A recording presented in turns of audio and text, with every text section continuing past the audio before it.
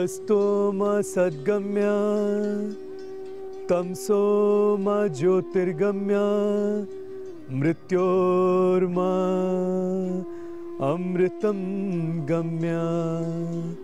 ओम शांति शांति शांति।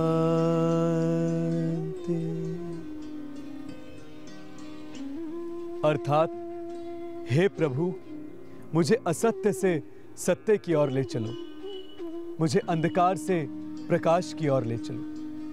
हे प्रभु, मुझे मृत्यु से अमृत का मार्ग दिखलाओ। यही वो मूल मंत्र है जिस पर अनेकों धर्मों की नींव पड़ी हुई है।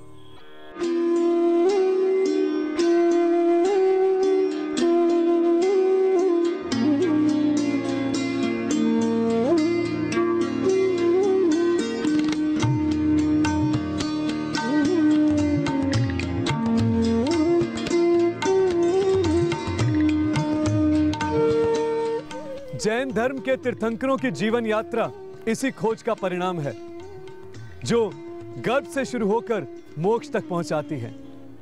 और यही खोज इन शब्दों को सार्थक बनाता है। भागलपुर का चंपा नगरी पूरे विश्व में एकमात्र ऐसा क्षेत्र है जिसे कल्याणक क्षेत्र माना जाता है। चंपापुर अंग जनपद की राजधानी थी, जो आदि तीर्थंकर ऋषभदेव द्वारा स्थापित किए गए 52 जनपदों में शामिल था। भगवान महावीर स्वामी के समय यह 6 जनपदों में से एक था।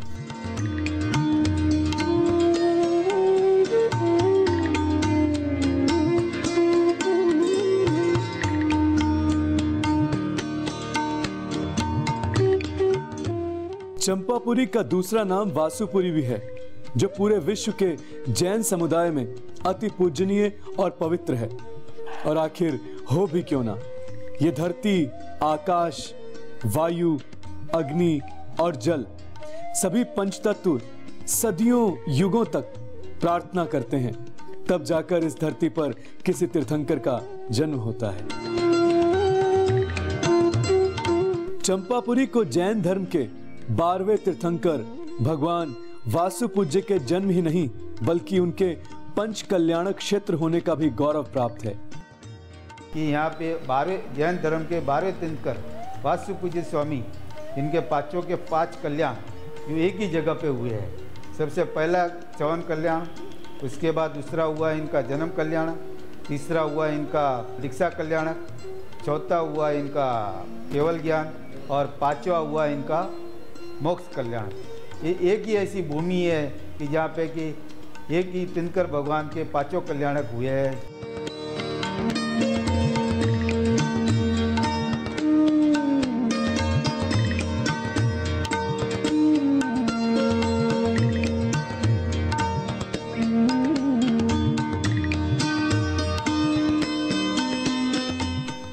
भगवान वासुपूज्य का जन्म चंपा नगरी के राज परिवार में हुआ था। उनके पिता का नाम वासुदेव और उनकी माता का नाम जया देवी था। राजा वासुदेव एक महान योद्धा और एक अच्छे शासक थे।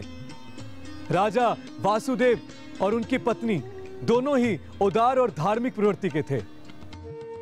कहा जाता है कि जया देवी के गर्भ धारण के बाद एक दिन सुबह में राजा वासुपूज्य अपने सुंदर राजमहल के तीसरे तल पर बैठकर गंगा की लहरों को देख रहे थे। तभी रानी जया देवी ने उन्हें अपने विस्मयकारी स्वप्न से अवगत कराया। यह सुनकर राजा खुश हुए और उन्होंने अपनी रानी को बताया कि जरूर कोई बहुत अच्छी आत्मा या तीर्थंकर हमारे घर पधार रहे हैं और हमें तो खुश होना चाहिए।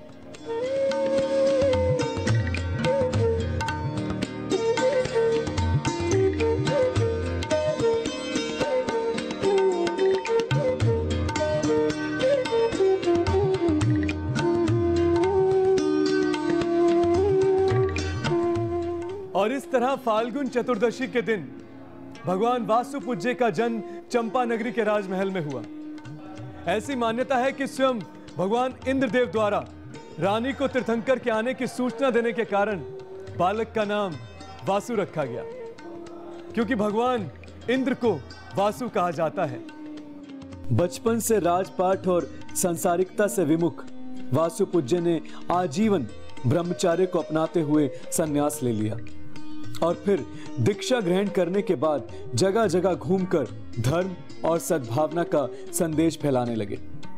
कहते हैं कि माघ शुक्ल पक्ष के दूसरे दिन वह अपनी यात्रा से पुनः उसी जगह पर लौटे जहां से उन्होंने अपनी यात्रा शुरू की थी।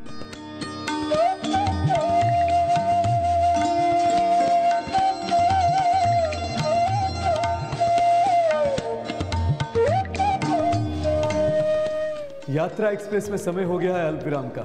पुनः भेंट होगी। आप सभी देखते रहिए यात्रा एक्सप्रेस।